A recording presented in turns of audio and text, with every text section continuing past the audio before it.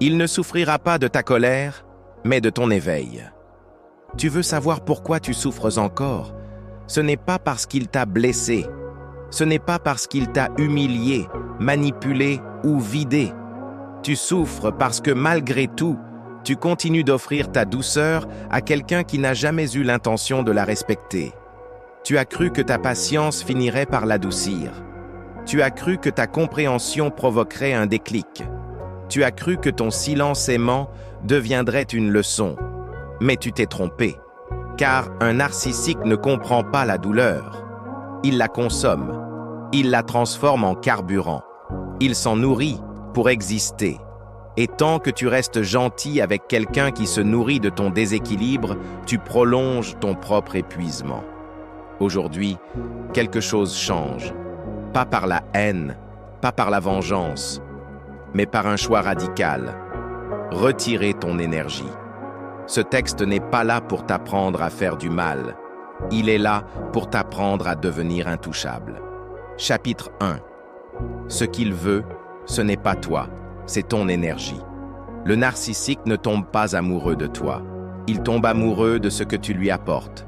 Ton attention, ton admiration, tes émotions, ton besoin d'être compris. Il ne te regarde pas comme un être, mais comme une source. Chaque fois que tu t'expliques, il récolte. Chaque fois que tu pardonnes trop vite, il apprend.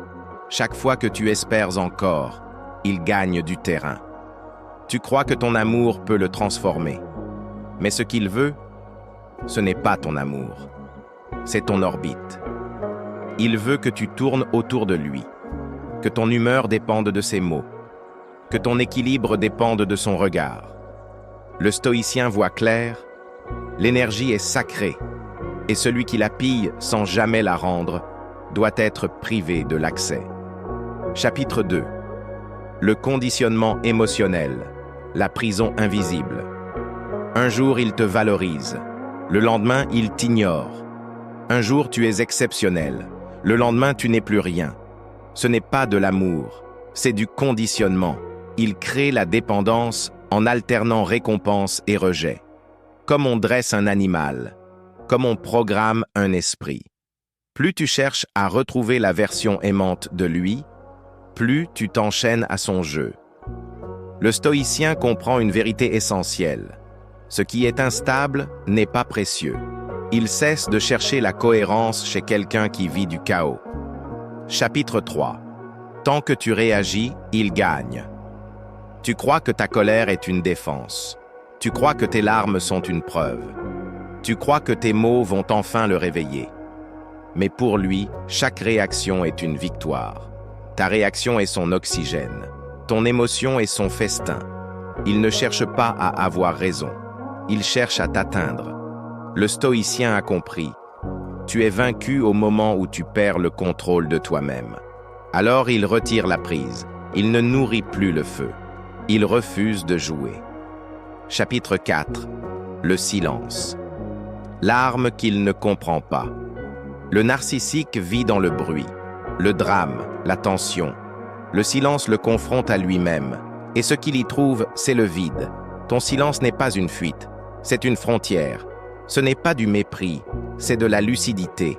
Quand tu ne réponds plus, il insiste. Quand tu ne réagis plus, il s'agite. Quand tu restes calme, il se fissure. Car il ne peut pas manipuler ce qu'il ne peut pas atteindre. Chapitre 5. L'indifférence. La punition suprême de l'ego.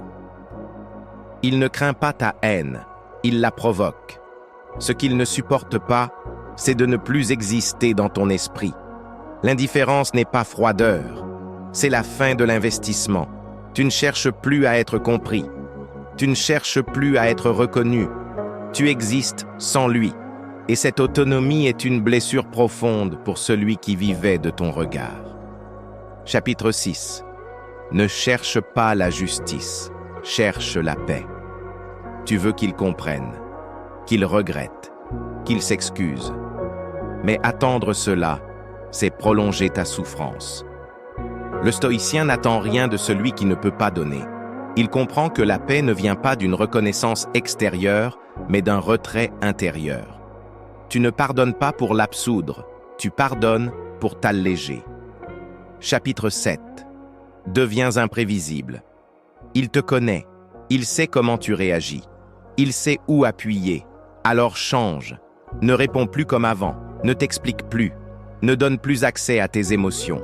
L'imprévisibilité est une protection. Ce qui ne peut être compris ne peut être contrôlé.